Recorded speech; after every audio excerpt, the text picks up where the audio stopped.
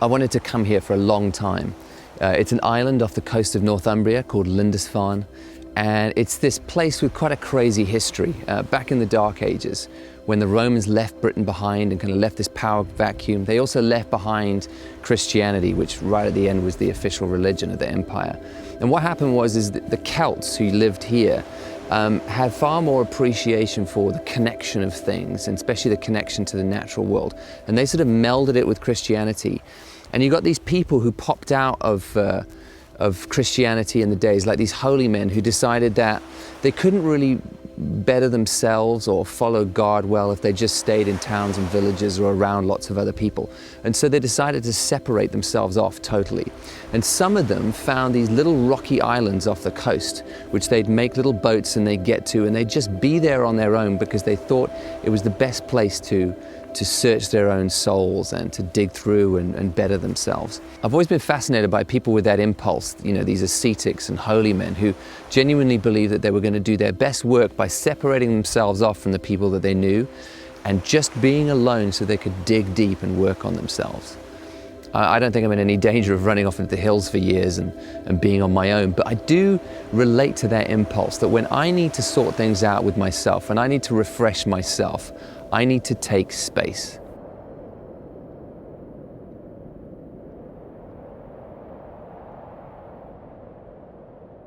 One of the best definitions I heard for the difference between introverts and extroverts is extroverts are energized by being around people, and introverts are energized and refreshed by taking space for themselves.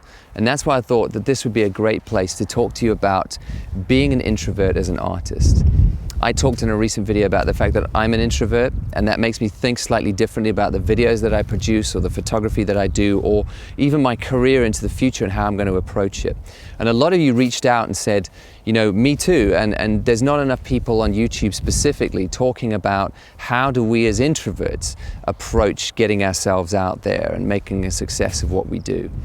And a lot of YouTubers will push you to be extroverts or pretend to be an extrovert by telling you things like you need to get out your comfort zone, you know, you need to be louder, more assertive, put yourself out there. And even the example you're given is the most successful people seem to be the louder ones. But I hope this channel creates a safe space for people who that's not your personality. Because I really believe that you can actually make a success of what you do, but be true to who you are. So on this trip, I'm going to talk a little bit about that.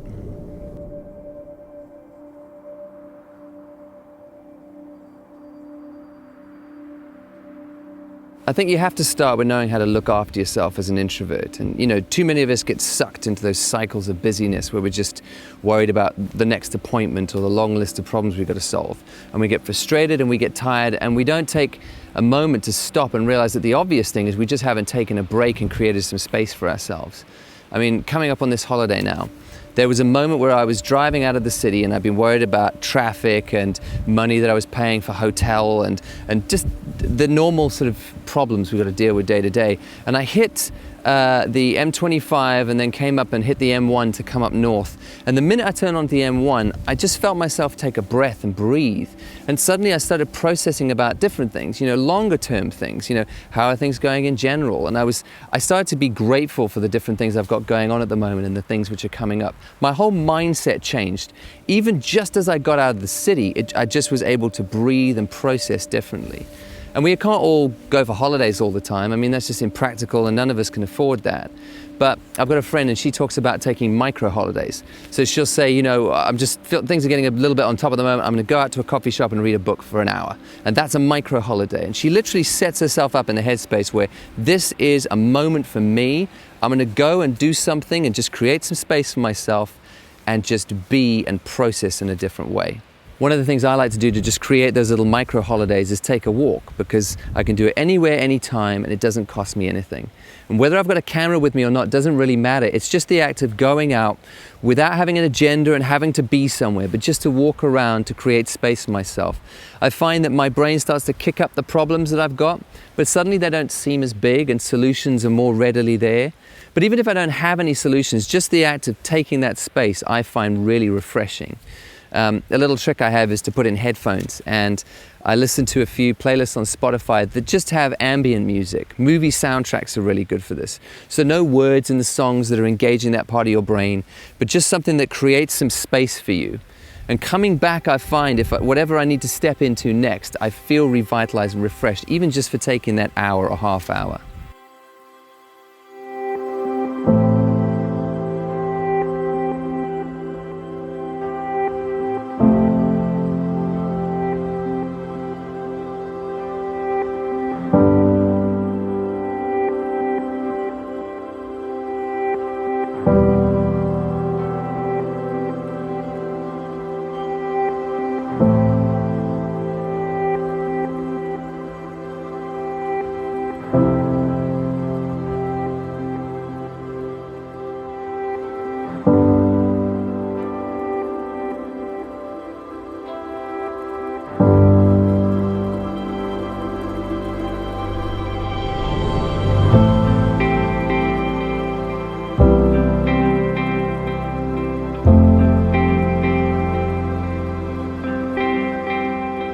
I think when it comes to being an introvert and a photographer, you can use your personality to your advantage.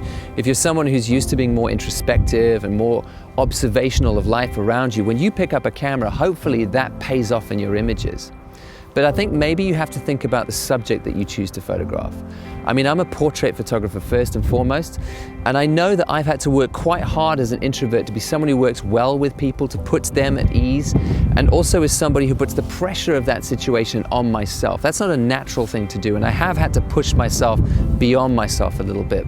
But there are other genres to choose from that might be more suited to your personality. Maybe you want to be a street photographer, but not necessarily focusing on people, but more on scenes, so you can be more anonymous. Maybe you want to shoot food or product photography. Means that often you're alone in a studio and you're really focusing on the detail. Maybe that suits your personality more. Or maybe you want to shoot landscapes. Speaking of which,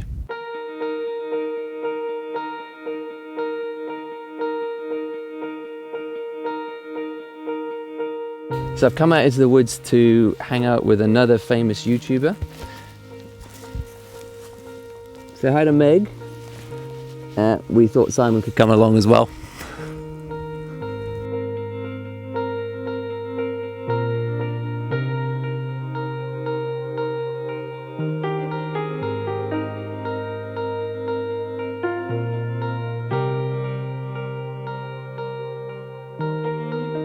Simon and I connected on YouTube, I think because we felt, we have quite a similar sensibility. We take our time with our videos and they're more on the thoughtful side. So we talk quite often, about how YouTube's going and how we balance it with our photography and the rest. And it's been great to come up here and hang out with him for a day and just walk through the woodlands where he does his work. And it's a really incredible place. He finds these sort of quite small pockets of woodland that once you get inside, there's just a whole world inside them. And having similar sensibilities, it's great to sort of see, where another introvert goes and hangs out to kind of refresh themselves and refresh their creativity and headspace. And be sure to check out his channel after this video. He's an incredible photographer, and he's got a really patient, methodical approach where he'll walk around in these areas that are fairly close to his home, and he'll look for spots that might work under certain conditions. So he won't go out to take a photograph every time. He might log away an image that looks good, but he knows that come autumn or come beginning of winter or when there's snow or when there's fog, that place will look amazing. And he almost catalogs all these places in his head and comes back at just the right time to take these incredible photographs. And as a special bonus, his drone work is amazing. He pulls off these incredibly cinematic shots through the trees, which I hope to be able to pull off one day. So once you finish this video, I'll put a link in the description below. Just make sure you go check out his channel as well.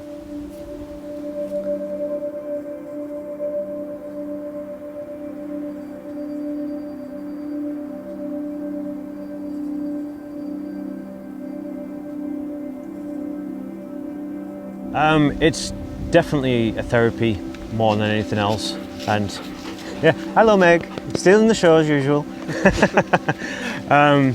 So yeah, I started off with quite a nasty little injury, not an acute injury, it's just a build-up of things. We're left with chronic pain, and that's part of the reason why we got Meg as well. So she was like really good company for me, got me moving naturally, stopped me thinking about myself and wallowing in my own self-pity really.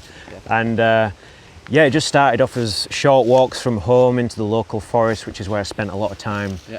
Mountain biking, which is probably where the woodland thing stemmed from, was years there as a kid and just building dens and messing around. Yeah. And mountain biking there. So I thought, well, you know, why not head into there with a camera? Because I'd done the whole kind of big vista thing and I just wasn't getting enough from it. I would go there, I'd be waiting. While I was waiting, I was thinking, oh, this is hurting, my back's hurting, my legs are hurting.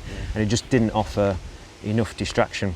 As I spent more time in woodland, I thought, wow, this is exactly what I need, because you can't just walk into a woodland, walk to a well-known tree and just snap it. It's got that constant attention to detail.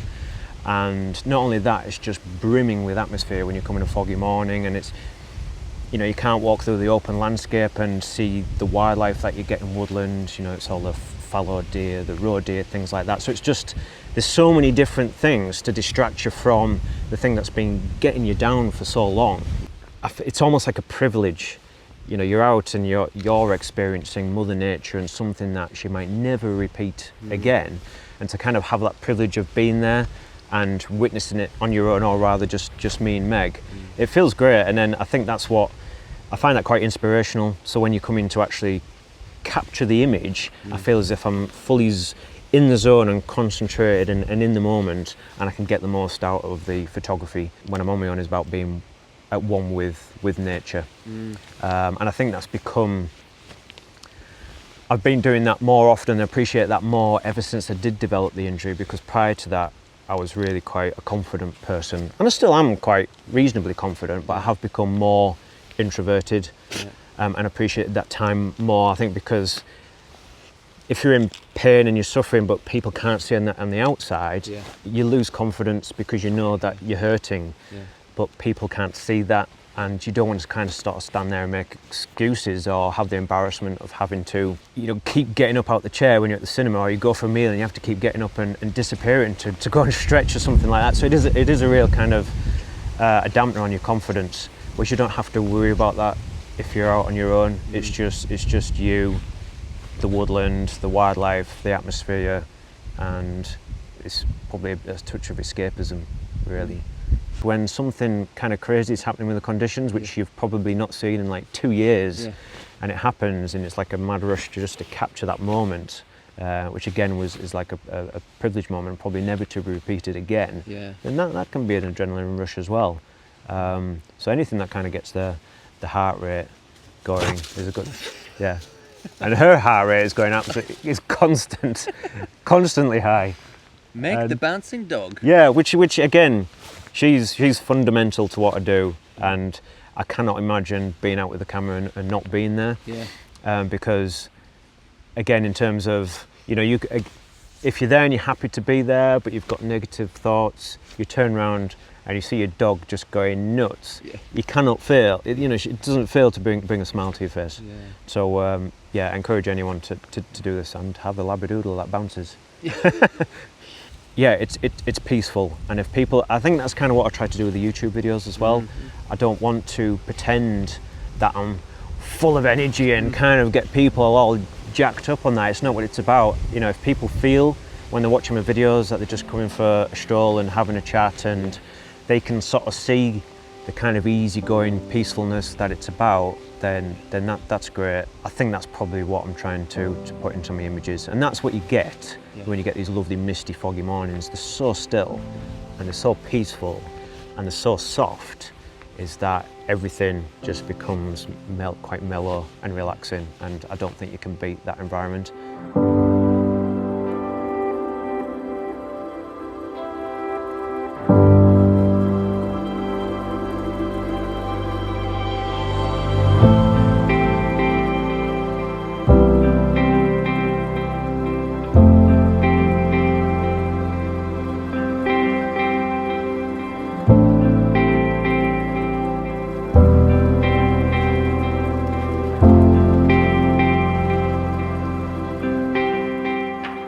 So let's talk about the business side of being an introvert. And On this one, to be very, very honest with you, I don't actually have good news, because in my experience, the extroverts in the room always get the most attention.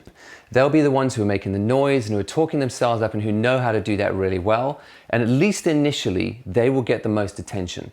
So as an introvert, and this is what I tell myself, you have to play the long game. You do have some things in your favor though. So for example, if you're an introvert, you probably are a good listener. You're probably not the first person when you're sitting around a group of people at a meeting, you're not the one to start talking and talking a lot. You're probably the one to sit back a little bit and to hear what everyone has to say and take it all in and process it before you say what you want to say, and hopefully then it's more informed. And that can be a real asset. What I do when I sit down with potential clients is I want to hear what the problem is they want to solve. So I'll say, what sort of images do you want? Who's your audience going to be? What do you want the message of these images to be? Where are they going to appear? What would you like people to feel when they look at these images?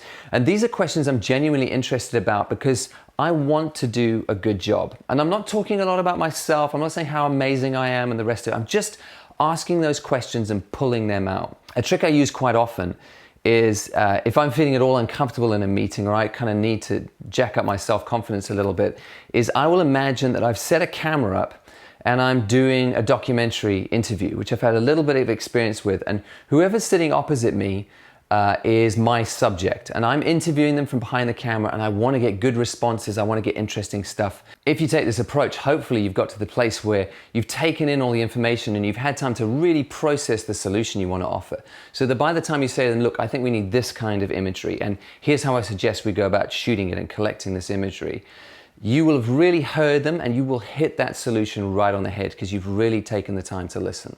I would love to live in a world where it's guaranteed that if you have the best imagery, you have the best chance of being hired. But I think the sad truth is that most people who hire for photographic jobs don't actually know good imagery when they see it. And that's not an insult. Why would they? We're the photographers, that's our realm, and most people who are hiring us aren't photographers, or they do it themselves. That means, frustratingly, that even if you have great imagery, you will often get beaten out by someone with a louder, more bubbly personality because they're better at the talk. And that means you have to recalibrate your expectations for the long term. Because if you beat yourself up every time you're beaten out by an extrovert who talks a better game, you're going to just want to give up.